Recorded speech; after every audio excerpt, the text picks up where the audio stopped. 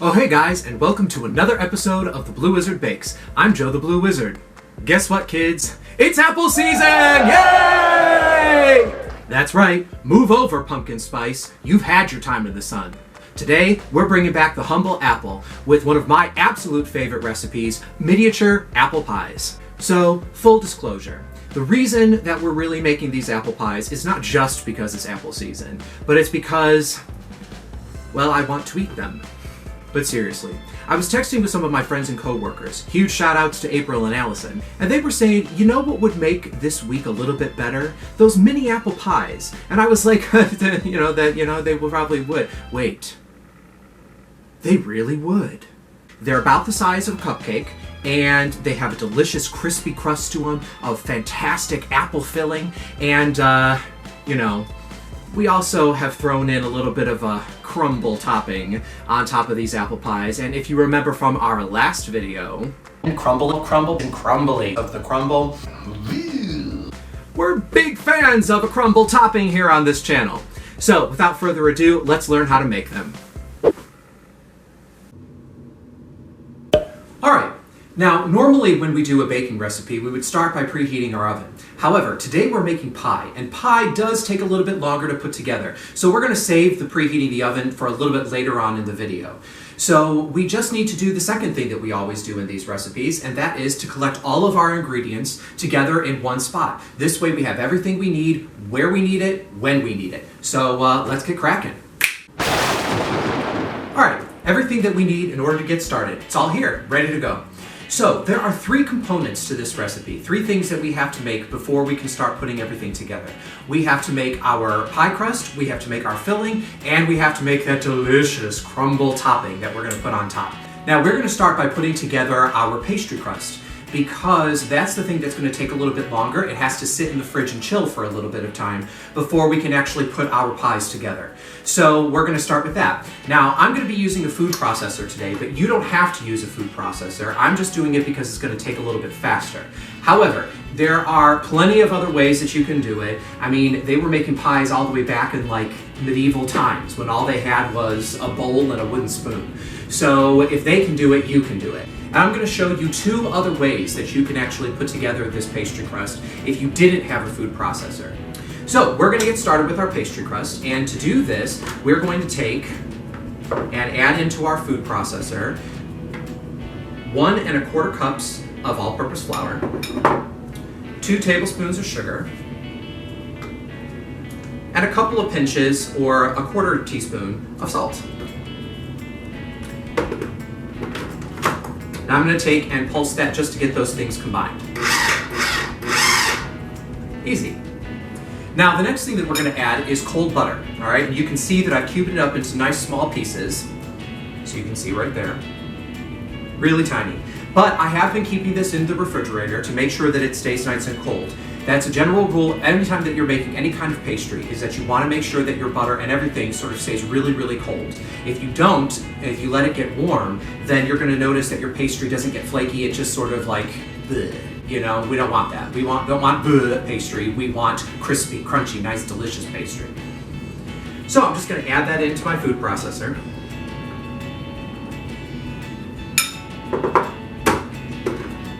And I'm going to pulse that up just a couple of pulses until we get a nice coarse mixture.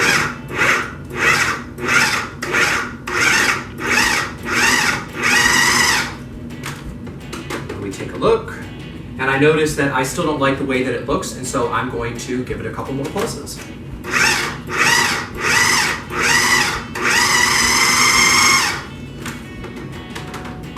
And that's looking a little better. So if you take a look, all right, at our nice mixture that we have over here, you'll notice that it has sort of a coarse consistency. You don't see super huge chunks of butter, but you also, it's not so blended in that it's all one big mass.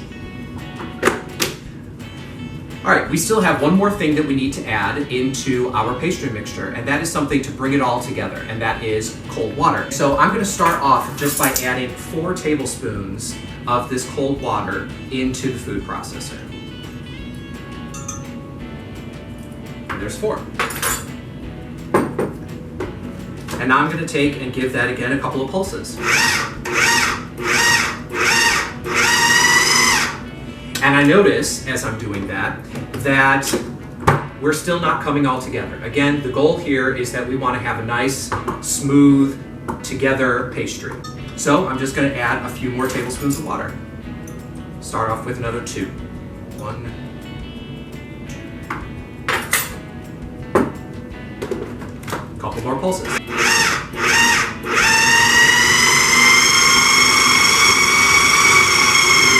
And there you go. So notice that in the food processor, it's all started to mass up into one ball, and that's what we're looking for. That's what we want. All right, so now I'm going to take this pastry and I'm going to put it into a piece of plastic wrap so that I can take it and stick it into the fridge to rest. You want to flatten it out into a nice disc. Something that's easily going to be able to roll out. And then wrap it up in your cling film. And now I'm just going to take and pop this into the fridge. Okie dokie. Now that our pastry crust is in the fridge, chillin', both literally and figuratively, it's time to start on our filling. And I'm starting by putting my burner to a medium-high heat and then throwing on a large saucepan, to which I am adding 2 tablespoons of butter. You want that butter to get nice and melted. I know this is riveting footage that you all wanted to watch today, watching butter melt, but there you have it. You want the butter to get melted and also start to get a little foamy, which is what you're seeing on the screen right now. Look at all that foam. I think that's good enough. Time to start adding our apples. I'm adding in 2 Granny Smith apples, which are tart, and 2 Gala apples, which are sweet. You want to have a balance of both sweet and tart apples here. And those apples have been peeled, cored, and chopped. Adding in a 1/2 cup of sugar, 1/4 teaspoon of nutmeg, and a 1/2 teaspoon of cinnamon. Then I'm going to give that a good stir. You want to make sure that your sugar and spices are all evenly incorporated with the apples. Oops, lost one, but it didn't fall on the floor, so we'll just pop it right back in. No worries, it'll be fine. Then we're adding in a 1/2 of a lemon's worth of lemon zest and a 1/2 of a lemon's worth of lemon juice. And I'm using a strainer just to make sure we don't get any seeds in the filling because, you know, who wants to bite down on a seed? Ugh. And I noticed that my lemon isn't giving me as much juice as I want, so I'm gonna add in the second 1/2 of a lemon because, you know, I can freestyle like that. And you can too. Give that another good stir. Again, get everything nice and evenly incorporated. After you've left it on heat for a bit, you'll start to notice the apples start to give off a ton of juice, and that juice is starting to boil up. This is exactly what we want to see. Eventually, the juice is all going to come out and completely evaporate. Keep stirring it though. The more you stir it, the faster it goes. This is what it looks like about halfway through the cooking, and you notice that we have tons of juice coming off of those apples, and you're also going to notice that the smell coming off of this pot is just amazing. Truly, kids. One whiff of this and you won't touch another pumpkin spice thing before the middle of October ever again. I promise. It'll be apples all the way. And again, the more you stir, the faster this process is going to go. Eventually, you're going to see something like this, where the juice has mostly evaporated and the juice that's left over is nice and thick and syrupy. That's exactly what you're looking for. You want it to look like apple pie filling at this point. Yum. So I'm going to take the pot off of the heat and I'm going to transfer the filling into a heat-safe bowl. I'm going to let that bowl sit on the counter for a good half an hour just to get a little closer to room temperature, and then I'm going to pop the filling right into the fridge along with the pastry crust. Want to get everything nice and cold. And that's the filling done. Awesome. Now we only have just one more piece of the puzzle to put together, and that is our topping, which is again sort of like a nice crumbly topping, which you all know I'm a big fan of. So we're going to start off by mixing together some of our dry ingredients. We're going to put together a 1/2 cup of flour, a 1/4 cup of brown sugar, and then the last dry ingredient that I'm going to add is about 1/4 teaspoon of cinnamon. So now I'm going to take and crumble and mix those things together. Just want to make sure you're breaking up any of the bits of brown sugar. So now that our dry ingredients are mixed together, we have to add in our butter, which is going to make our crumble topping nice and delicious. Now, we're going to be using cold butter, just like we did for the pastry. And remember how I said I was going to show you 2 different ways that you could mix in the butter into your pastry dough without using the food processor? Well, here's the moment. I mean, if you think about it, this mixture is mostly flour, and this, of course, is butter. So it has the same concept to it. But I'm not going to take out the food processor just for this little bit of amount. All right, so I'm going to take, and I can just toss it together using my hands, and then start to pinch between my thumb and forefinger. I could pinch the butter together with the flour, and then that helps to make it nice and mixed together. Okay? The only thing that you want to be careful for when you're doing it this way is that after you're done, you definitely want to make sure that you get this into the fridge, because the heat from your hands is going to help to melt the butter. And remember, we want everything to be nice and cold. Now, if you have one of these tools right here, which is called a pastry blender that you can pick up at any grocery store, you can mix in the flour and butter a little bit more easily instead of just using your fingers to do it. And these things are really cheap. All you have to do is just press down with it with the pastry blender, and the butter gets mixed into the flour really easily, even if it does make a bit of a, mess. But it's okay to be messy with baking, just as long as you clean up after yourself and you're always working with clean hands and clean tools and a clean countertop, obviously. So we're just going to keep pressing that in. So there's our final mixture, and you can see it's nice and crumbly. So the idea is that you want to make sure that all of the flour and the sugar is just a little bit coated in butter, and that you still have these little pellets of butter in there too that are going to melt and make nice and delicious goodness. So the last thing that we need to add to our topping is going to be our chopped pecans. We're going to add 1/3 cup of chopped pecans. Pecans are one of my absolute favorite nuts. And so of course they're going to be in this recipe. And then you take and just mix that together with your hands too. So just like our pastry and our apple filling, we're going to take this bowl and place it into the fridge to chill out, so that as soon as we're ready to put together our pies, it's ready for us. All right, so now everything's sitting in the fridge and getting cold for us. Now, we want to make sure that we give the pastry enough time so that it relaxes, all of the moisture soaks into it, and all that butter gets nice and cold in order to get the best, crispiest pastry. All right, and so we're going to let that sit in the fridge all total about an hour, maybe even an hour and a half, just to make sure that we get that. Now, I know that there are those of you out there that are saying to yourself, this seems like an awful lot of time to wait, and this seems like an awful lot of time that we're sitting around doing nothing. Yes, that's true. However, one thing to remember is that you can do all of this stuff in advance. So I have actually taken and made the pastry and the filling and the topping before all a day ahead. And then the next day, when I actually had time to sit down and assemble everything together, I've actually baked it off. So you can make the recipe fit your schedule instead of making the schedule fit the recipe, if that makes any kind of sense.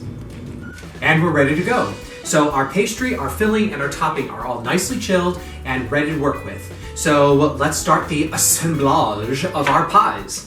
So the first thing that we're going to do is we're going to take our pastry dough out of the plastic wrap and put it out on our little mat over here. So I put flour down on my bench, and I also put flour down on top of the dough. So this way it's not going to stick to my rolling pin. And just for good measure, I'm even going to take a little bit of flour and put it on the rolling pin. So now I'm going to take my rolling pin and I'm going to press out. And we want to make sure to keep our dough moving. So you'll notice what I do is I keep it moving and I keep turning it, and then I'm going to, every time that I take and press forward, and then I'm going to take and turn it a little bit. So 1/4 turn every time that I press forward. And this is going to make sure that we keep our pie dough nice and even. So we want to roll the dough nice and thin. And if you were asking me how thin you want it, you definitely want to make sure that you're able to get 12 of these size little cuts out of it. And that's sort of the key that you're looking for. So sort of like roughly estimate, can you get 12 circles out of this? Now I'm using a 3.5-inch cookie cutter in order to do this. You can use up to a 4-inch cookie cutter, and that would be best, but then you want to roll it out a little bit thinner. I'm rolling it out just a little bit thicker and using the 3.5-inch, and then I'll press it into our muffin tin. So now that I have my dough rolled out, I'm going to take and use my little cookie cutter, again 3.5 inches, to sort of cut out these little circles that are going to fit into my muffin tin. So I cut them out and I just lay them out so that I know that I have them when I need them. All right, so now I just got only 10 out of these, and I definitely want to make 12. But I have a bunch of little scraps left over. So all I'm gonna do is bunch those scraps together and roll it out again. Now, you're free to roll this stuff out again, okay? It'll hold up just fine, but you don't want to do that too many times. If you start rolling it out multiple times, then that's when the pastry is going to start to not turn out the way that you want it. But once is fine.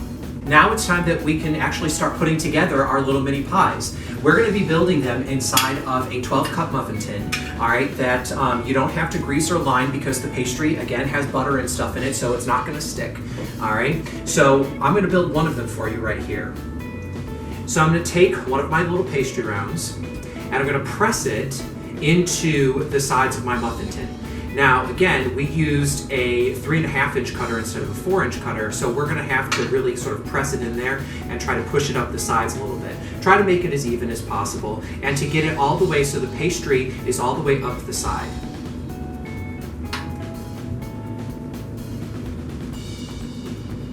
And if you need to flour your fingers in order to keep them from sticking, that's more than fine. There you go, so that's pressed in. So now we get to go in with our filling and our topping. All right, so I'm gonna take some of our little apple filling over here and I wanna fill it up just to the top. Just below the top, actually. You don't wanna fill it up too far or else it starts bubbling, boiling over. And now, we're gonna add 1 spoonful of our topping. And there you go, all assembled. So I'm just gonna do the rest of these real quick and then we'll get them into the oven. One thing I forgot to mention is that while I was assembling these pies, I preheated my oven to 350 degrees. Now that these are all assembled, we're gonna get them into the oven. I'm gonna put them in there for about 40 minutes. We want the tops to be all nice and brown, and we want the filling to be a little bubbly, all right? So it'll make your kitchen smell really, really good. Your nose will know when these are done. So let's get going. While those are baking, I just want to take this opportunity to say a super huge thank you to you guys for watching and supporting me as I'm making these videos. It really, really means a lot to me. If you did like this video, then make sure that you hit that big old like button down below this video, as well as make sure that you hit the subscribe button and the little bell for notifications so that you guys will be notified every time that I post a new video. Plus, it really does help me out when you hit that subscribe button. If you decide to try this recipe, I'd love to hear about it. Take a picture and send it to me on one of my social medias. You can find me on both Instagram and Twitter at the handle @JoeTheBlueWhiz. My nose is telling me that those mini apple pies are almost ready to be taken out of the oven. Let's go check on them. All right, so our mini apple pies are out of the oven and I've cooled them to room temperature. You can see that they have browned on the top and you can see just where the little juices have started to bubble out from the sides of the pies. Now it's time that we need to take them out of the pan. I'm using a little offset spatula for this, but you could use like a butter knife. And there it goes. Pops out pretty easily. Let's have a bite. Oh. Guys, you do not understand until you actually take a bite of one of these. They are phenomenal. The crust is nice and crisp and crumbly. The crumble topping is delicious and crispy. The filling has a nice balance of tart and sweet and cinnamon. I mean, you guys, you gotta make these. Really, you've gotta make them. Well, I hope that you enjoyed this video, and I really hope that you try this recipe. It truly is one of my absolute favorite all-time recipes to make every single year. And I know that you and your friends and family are really going to enjoy it. Well, that's all we have time for here on the Blue Wizard Bakes, kids. And remember, you don't have to be a professional chef or even a wizard in order to make magic in the kitchen.